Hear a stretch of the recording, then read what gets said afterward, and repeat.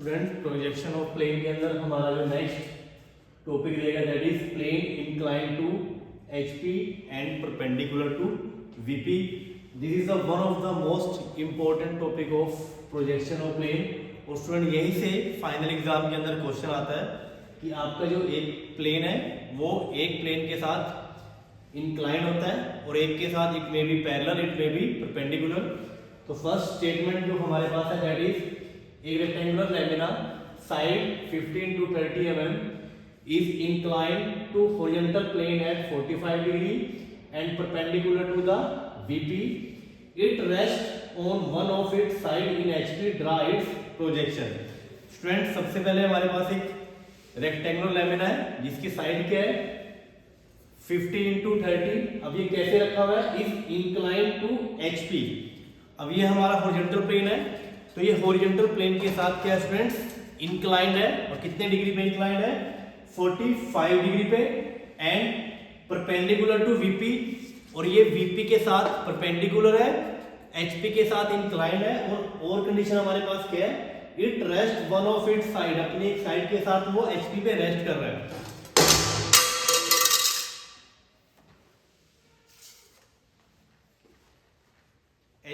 अपनी एक साइड के साथ एचपी पे रेस्ट कर रहा है, अपनी एक साइड के साथ एचपी पे रेस्ट कर रहा है, 45 डिग्री पे इंक्लाइंड है और वीपी के पैरेलल है।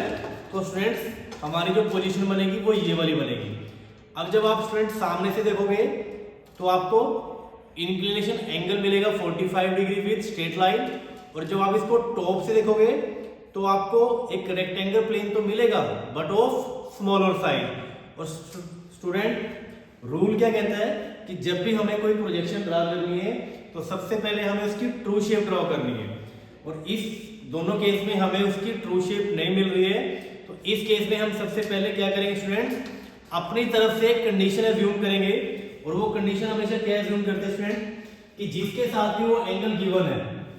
अब वो एंगल किसके साथ गिवन है एचपी के साथ, वो एचपी के साथ 45 डिग्री एंगल बना रहा है। तो इसको हम एचपी के साथ क्या एज्यूम करेंगे फर्स्ट कंडीशन कि एज्यूम क्या करेंगे that assume that plane is parallel to HP, कि जो हमारा प्लेन है वो एचपी के क्या है पैरेलल है। ये हमारी assumption है स्टूडेंट्स। और ऐसा हमने क्यों किया है so that we can get a true shape. अब देखिए एचपी के साथ वो इंक्लाइन था, परपेंडिकुलर था, रखा हुआ था। अगर मैंने क्या कंडीशन एज्यूम की है स्टूडेंट तो इस केस से मुझे कहीं भी उसकी ट्रू शेप नहीं मिल रही थी, चाहे मैं फ्रंट व्यू से देख रहा हूं चाहे मैं इसको टॉप व्यू से देख रहा हूं। अब मैंने क्या कंडीशन एज्यूम की स्टूडेंट्स कि plane is parallel to HP. HP के साथ क्यों? क्योंकि एचपी के साथ ही वो इंक्लाइंड है। अब जब वो मैं बोल रहा हूं कि एचपी के साथ पैरेलल है तो यहां से इसका मतलब है कि वो एंगल कितना हो गया थीटा 0 हो गया। अब ये एचपी के पैरेलल हो गया। तो स्टूडेंट आपको जब फ्रंट व्यू से मिलेगा एक लाइन मिलेगी, लेकिन जब मैं इसको टॉप व्यू से देखूंगा तो मुझे कंप्लीट क्या मिलेगा एक रेक्टेंगल मिलेगा। और वो रेक्टेंगल कहां मिलेगा मेरा below X Y line in the top view. तो सबसे पहले मैं क्या करूंगा स्टूडेंट सेम प्रोसेस फॉलो करेंगे, एक्स वाई लाइन ड्रॉ करेंगे। क्लियर? अब मुझे क्या मिल रहा है टॉप व्यू मिला था below X Y line rectangle की फॉर्म में।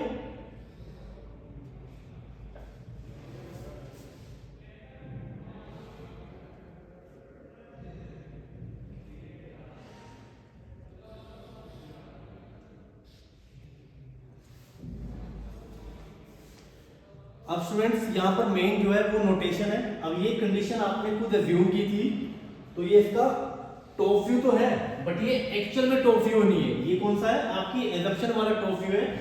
इससे जब आप इसकी नोटेशन करोगे तो आप 1 लिखोगे A1 B1 C1 and D1। मैं रिपीट कर रहा हूं मैंने 1 क्यों लिखा क्योंकि जो अब ये जो टॉप व्यू मिला है हमें ये हमने जो कंडीशन अपनी तरफ से एज्यूम की थी। ये एग्जामिनर की कंडीशन नहीं है। एग्जामिनर कंडीशन क्या है कि वो एचपी के साथ 45 डिग्री है और ये कंडीशन हमने अपनी तरफ से एज्यूम की थी so that we can get true shape, इसलिए मैंने इसको 1 लिखा है। अब क्या करेंगे स्टूडेंट, इसकी प्रोजेक्शन लेके जाएंगे। अब वो HP के ऊपर लाई कर रहा था, तो प्रोजेक्शन फ्रंट व्यू कहां मिलेगा आपको, अबव XY लाइन। तो जिसका फ्रंट व्यू है आपको वो कहां मिलेगा, इस XY लाइन के ऊपर मिलेगा। ठीक है, ये इसकी प्रोजेक्शन है स्टूडेंट्स।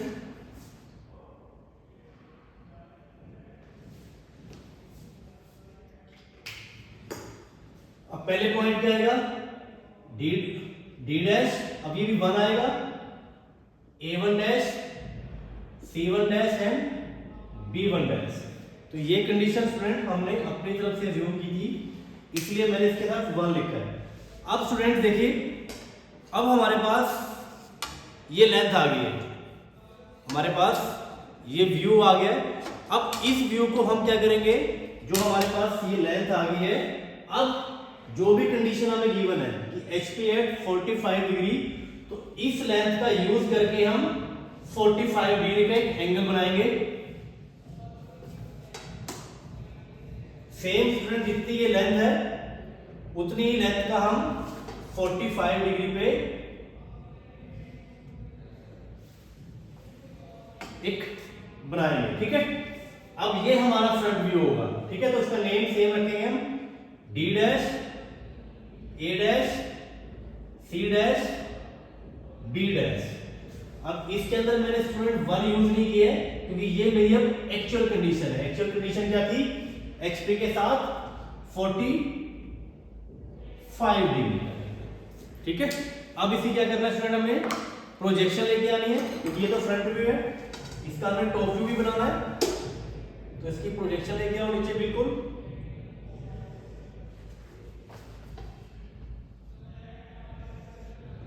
क्लियर है। सेम जो आपका टॉप व्यू बना है उसकी प्रोजेक्शन लेके आओ।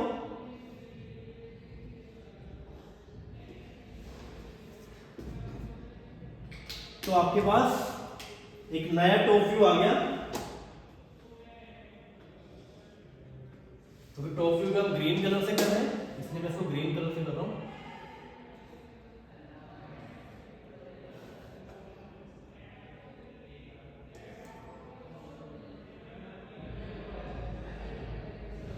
Clear student. अब इसकी नेमिंग देखिए स्टूडेंट्स, यहां से A पॉइंट आया, यहां से भी A पॉइंट आया, तो ये आपका A पॉइंट होगा। D पॉइंट, तो ये आपका D पॉइंट होगा। ये B पॉइंट की प्रोजेक्शन है, ये स्टूडेंट इसकी प्रोजेक्शन है। यहां ये आप इसकी प्रोजेक्शन लेके आए हो।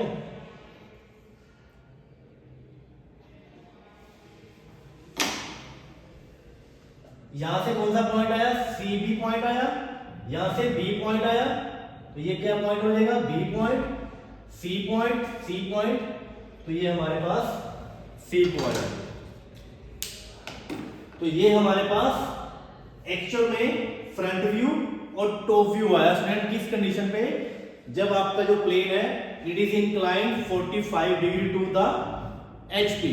याद रखना स्टूडेंट, जब भी आपका प्लेन अगर साइड इंक्लाइंड है, तो आपको, अगर उसकी साइड इंक्लाइंड है 45 डिग्री पे, तो आपको ट्रू शेप मिल जाएगी। बट अगर वो बात करता है कि प्लेन इंक्लाइंड है HP के साथ या VP के साथ, तो स्टूडेंट 2 स्टेप के अंदर आपका क्वेश्चन सोल्व होगा।